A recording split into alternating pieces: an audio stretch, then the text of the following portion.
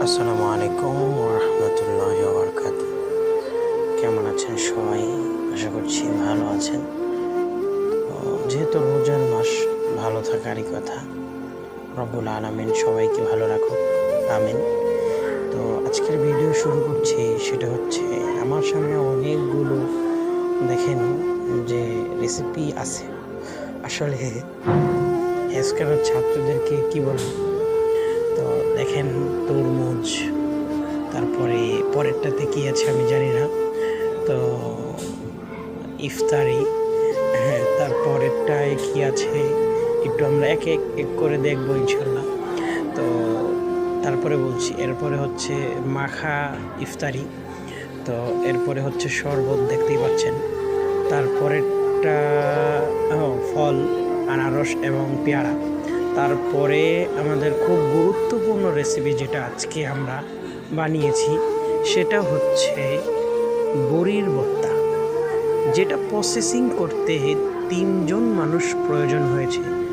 হ্যাঁ, এরপরেরটা পেঁয়াজু এবং আলু চপ, যা বললেই না, যেটা আমাদের ইফতারিতে খুবই প্রয়োজন হয়। তো ছাত্রদের যে অবস্থা, মাগরিবের পর থেকে নিয়ে এশা পর্যন্ত, মানে অধিক পরিমাণে মজা করেছে। এবং আমার জন্য এই যে মানে আমি যে ভর্তাটা উঠাইছি, সেটা দেখেন যে বড়ির ভর্তাটা, এটার মধ্যে এত পরিমাণ জাল দিয়েছে যে বলার বাহিরে। যে আমি যাকে দেখাচ্ছি, এবাদুল, ওর নাম হচ্ছে এবাদুল। তো এই ছেলেটা মারাত্মক লেভেলের জার দিয়েছে। কিন্তু ও চিনি দিবে এবং যে সরিষার তেল দিবে, এটা দিতে ও ভুলে গেছে।